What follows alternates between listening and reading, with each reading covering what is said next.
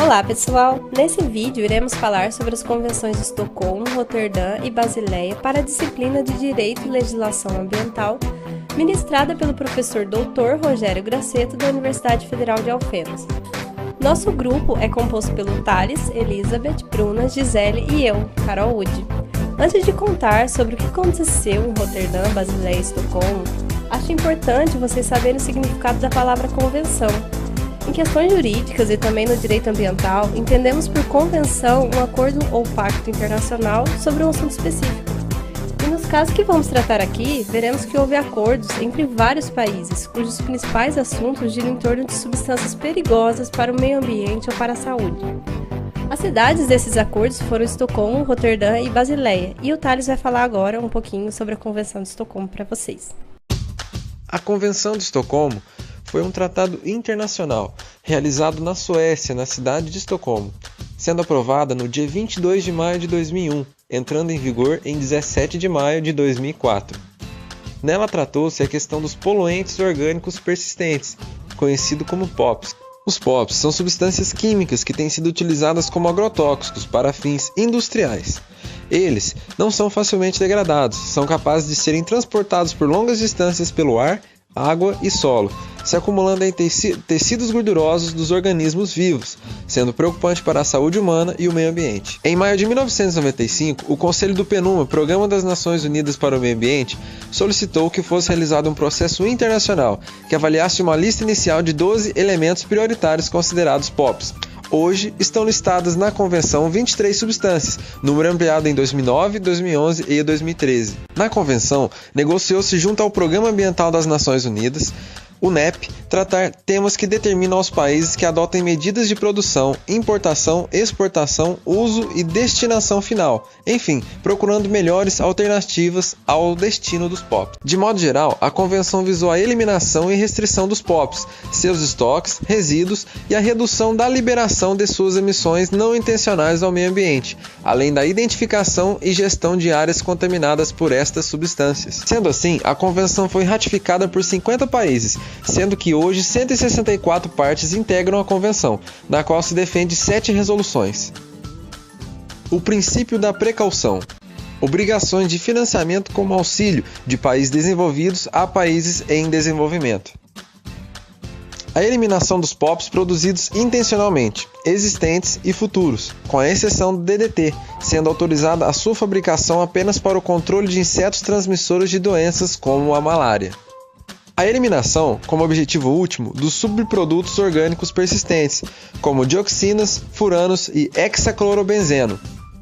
A gestão e deposição sustentáveis de POPs. Limites estritos e interdições ao comércio de POPs.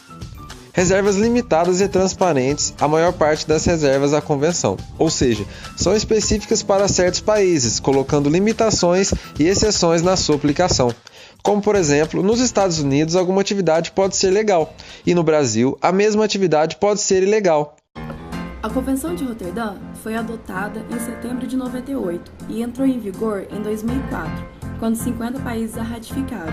Ela teve como objetivo o controle do movimento transfronteiriço de produtos químicos perigosos, baseado no princípio do consentimento prévio do país importador e na responsabilidade compartilhada no comércio internacional desses produtos.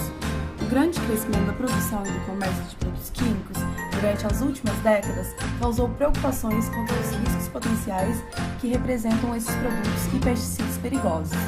Imagine tomar um galão de 5 litros de veneno a cada ano.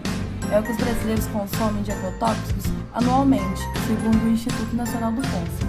Desde 2008, o Brasil ocupa o primeiro lugar no ranking mundial de consumo de agrotóxicos, enquanto nos últimos 10 anos o mercado mundial desse fator cresceu 93%, no Brasil esse crescimento foi de 190%, de acordo com os dados divulgados pela Anvisa. 70% dos alimentos in natura consumidos no país estão contaminados por agrotóxicos. Desses, segundo a Anvisa, 28% contém substâncias não autorizadas. Por causa da gravidade do problema, o Ministério Público Federal enviou um documento à Anvisa, recomendando que seja concluída a reavaliação toxicológica de uma substância chamada glifosato e que a agência determine o banimento desse herbicida no mercado nacional. Enquanto isso, essas substâncias são vendidas e usadas livremente no Brasil. Agora vamos falar sobre a Convenção da Basileia. Criada em 1988, a Convenção da Basileia foi estabelecida como um meio de acabar com a covarde destinação dos resíduos perigosos dos países industrializados, como os Estados Unidos e o Canadá, aos países em desenvolvimento, principalmente os países africanos e o Haiti, causando inúmeros danos ambientais, em sua maioria irreversíveis. Um dos pontos mais cruciais da questão é que, em grande parte dos casos, os países que recebiam esses resíduos nem sabiam que estavam entrando em seus territórios. Dessa forma, quando os receptores tinham conhecimento do que haviam recebido, eles nem sempre estavam prontos para tratar esses resíduos da maneira correta. Os resíduos, então, acabavam ficando dispostos em qualquer lugar, poluindo o solo, rios, lagos e o ar.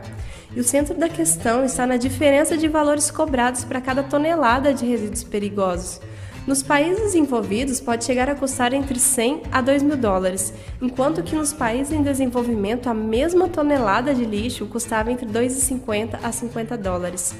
Sendo assim, a Convenção de Basileia sobre o controle de movimentos transfronteiriços de resíduos perigosos e sua eliminação surge como uma resposta internacional ao pesado ônus que as nações em desenvolvimento suportavam devido à eliminação desses resíduos.